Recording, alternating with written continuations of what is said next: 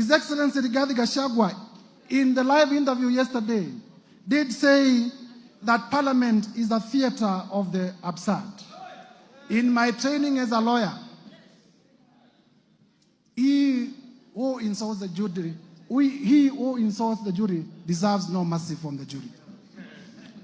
He who insults the jury deserves no mercy from the jury. His Excellency Gachagua'S has insulted you before Kenyans. I urge you to rise up to the occasion. I urge you to rise up to the occasion. Uphold all the 11 grounds. We saw the mover has ably demonstrated to us how he took on a judge. But Honorable Speaker, it is not just a judge, it is a female judge. Honorable Speaker. Probably he attacked this judge because she was a woman. A lady judge. A lady judge. Where is the place of women judges or women in this country? If we have a deputy president who has no respect for other female or lady leaders in this country. Honorable Speaker, for the abuse on a woman judge, a lady judge, the deputy president must go. Wakili, na sababu wewe pia ni mchambuzi wa siasa, tukiangalia upande wa magharibi ambaye anashikilia jamii ya Mlembe anajulikana. Tukiangalia Luo Nyanza ambaye anashikilia jamii ya pale Luo Nyanza anajulikana. Mahali kuna shida ni pale eneo la Pwani. Nikana kwamba sasa hivi hawana kiongozi yoyote ambaye anajulikana. Ukienda upande wa eneo la Rift Valley, bonde la Ufa, kiongozi wao anaonekana kujulikana. Wakati hapa Mlimani Rigathi Gachagua anasema jamii shikane, ni siasa ambazo angepiga akiwa amenyamaza, asioneshe kila mtu kwamba anashikanisha jamii, au anastahili kuzidi kusema jamii shikane sababu wengine wameshikana? Asante sana. Ningependa kusema hivi. Siasa ama viongozi wa kisiasa wako kwenye different levels. Ni nyadhifa tofauti. Siasa ya MCA sio siasa ya governor. Na governor sio ya deputy president ama ya president, na sio MP. So unapata kwamba hapo awali, wacha nirejee nyuma, walikuwa labda na mkataba fulani. Na lazima muwe na mikataba kama wakati mnafanya kura. Hivi kwamba njoo tushikane, na ikiwa tutaibuka washindi, basi serikali tutagawa hivi na vile. Ugawaji labda wa nyadhifa ama mambo kama hayo. Lakini kuna mambo mawili baadaye. Ikiwa kweli mtapita huo mtihani na mkoe national leaders, useme lazima ubadilike. Ni lazima uanze kuonyeshana wewe ni kiongozi wa taifa. Barack Obama hizi pita kura ya Amerika, nasema sasa mimi watu weusi sasa ni nafasi yenu. Sasa mmepona. Mambo yenu yote ndasuluhisha. Hata aliulizwa swali, sasa utafanyaje watu weusi? Akasema mimi ni rais wa Amerika nzima. Na Kamala Harris amesema vile vile. Yes, alipomaliza hafla yake aliulizwa, je, urais wako umesaidia wale black Americans? Akasema urais wangu huko kusaidia black Americans, kwa kusaidia Americans wote. So nishari fahamu ya kwamba Azimio ilikuwa na pact, ni mwavuli, Azimio ni mwavuli, Kenya Kwanza ni mwavuli. Na katika ule mwavuli kuna maelewano. Lakini kuna national leaders. Wewe kama rais, wewe kama deputy president. Rais na deputy president, katiba inasema hiyo inaitwa the presidency. That is the presidency because you campaign on the same ticket. Rais hawezi kuwa anasema kitu kimoja na deputy anasema kingine. Rais anasema sasa sisi ni viongozi wa taifa, tutembee pamoja kama nchi. Nawe deputy unatoka kando unasema mlima nyinyi jigaweni, ama nyinyi mna hisa zenu. Njooni. Sasa ule usemo unagongana. Na kwa hivyo the presidency becomes what we call dysfunctional. Zile sera na uongozi haiwezi kapita. So unapata kwamba mambo hayo yanaanza kwa kero wa Kenya. Na alipotamka mambo hayo, kumbuka kulikuwa na APRO. Kile ambacho angefanya ni kulainisha na kusema mnisamee kio usemi wangu uliteleza. Yale ambayo nilibaini ni haya na yale. Ameshikilia sana, nirudi kwako Kevin, ameshikilia sana naibu wa rais hata jana kwenye mahojiano. Hakuonekana kana kwamba maneno ambayo amekuwa akisema ya hisa yanamkera au yaliwakera wa Kenya. We'll leave it there. Yes, Janet. Mr. Speaker, I don't intend to anticipate the debate.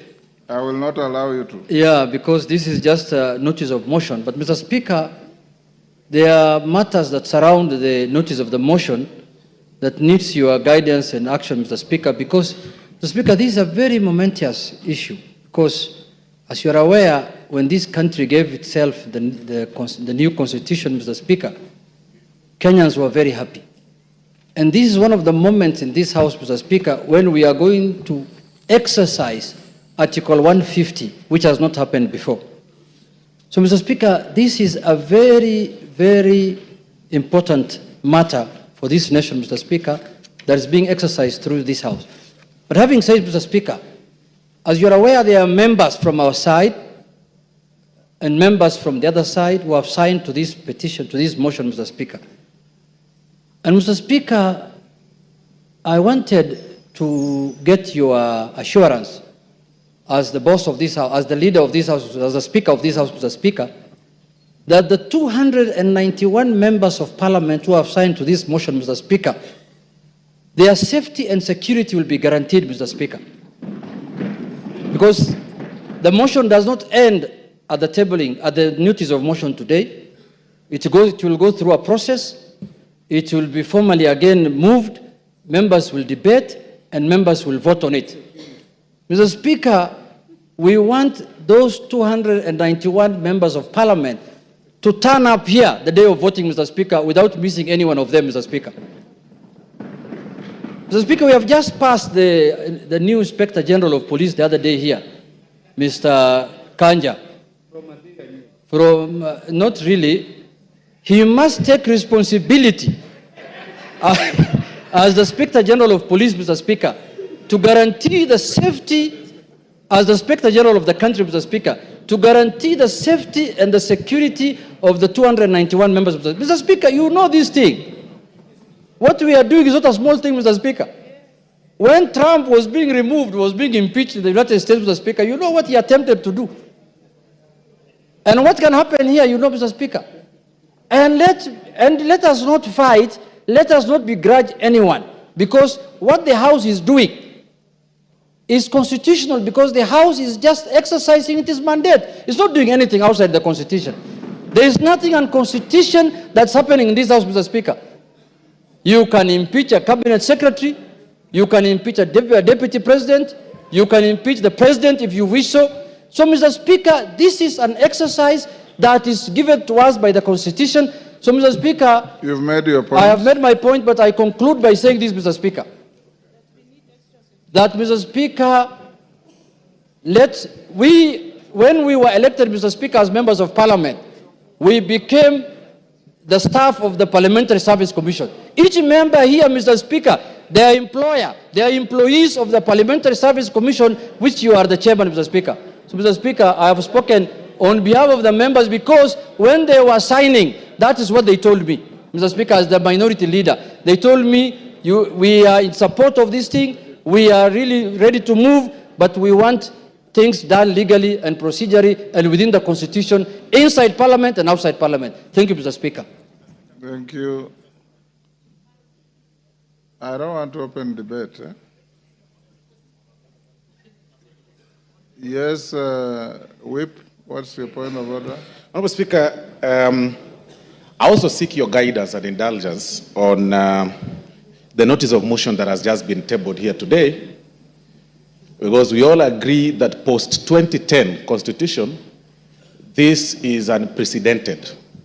In as much as it happened years back, this is very new, post-2010 Constitution, and we will need a bit of some guidance. Ordinarily, Honourable Speaker, any motion that is brought before this House and that is of public interest goes through the entire process, including public participation, Honourable Speaker.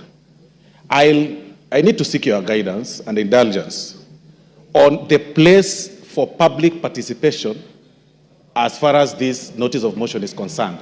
Because looking at the jurisprudence that has been made by the courts and the lower legislative arm, which is the county assemblies, on the impeachment of the governors and deputy governors, Honourable Speaker, you will realize and notice that many impeached governors or their deputies challenge their impeachment based on the process of public participation, Honorable Speaker.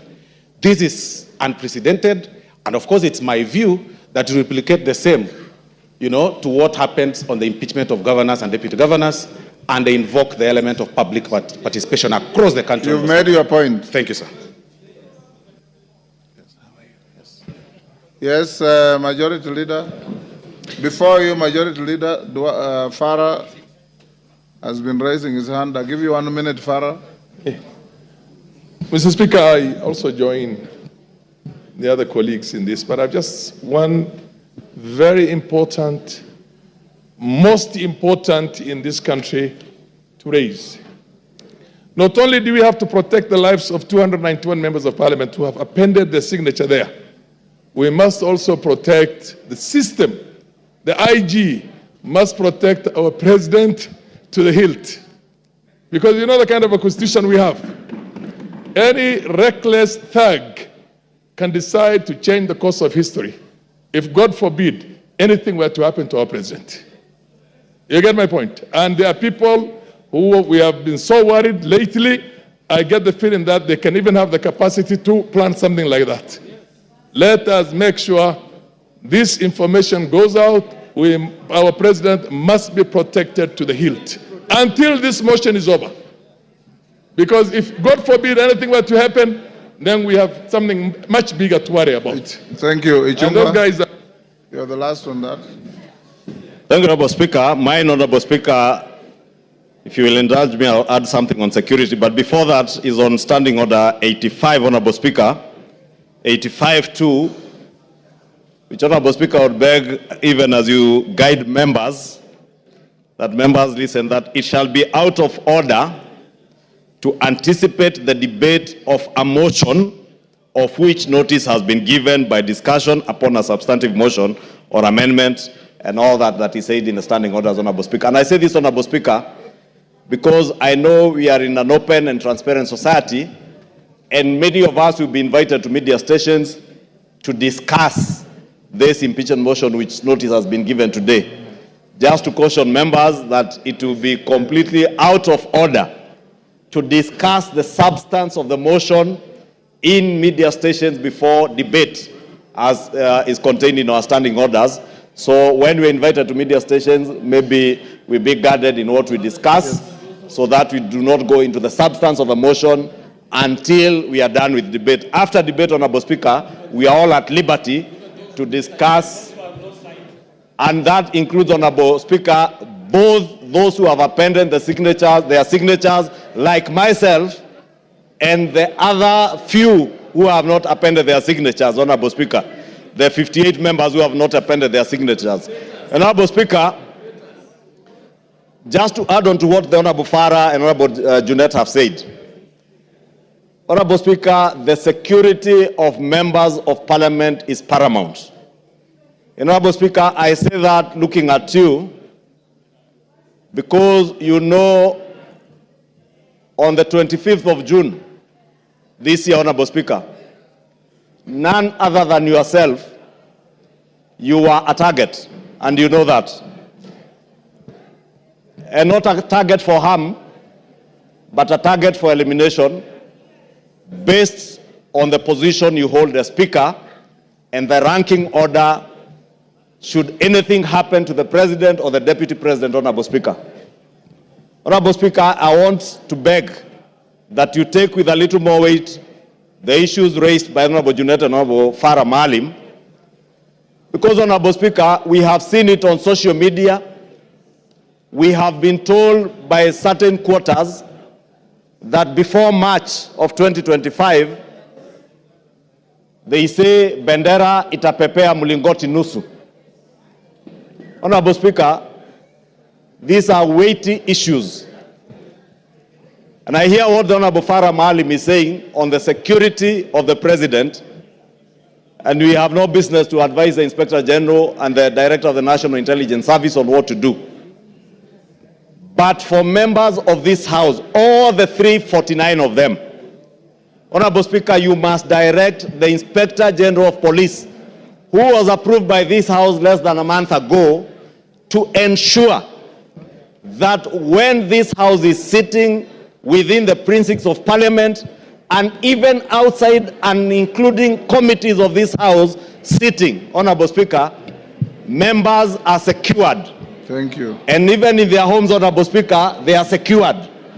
Because, Honorable Speaker, I say this, being privy to the information that I was privy to and you are privy to on the 25th of June, and knowing, Honorable Speaker, that as Honorable Junet has said, we are not dealing with an ordinary matter, we are not dealing with an ordinary man, we are dealing with a black man with a very black heart. Thank you, Honorable Speaker. Order, honorable members. Order. Order, members on their feet. Order, Deputy Speaker. Take your seat. Take your seats, those who are... Honorable members, those points raised, I'll address them later in the day.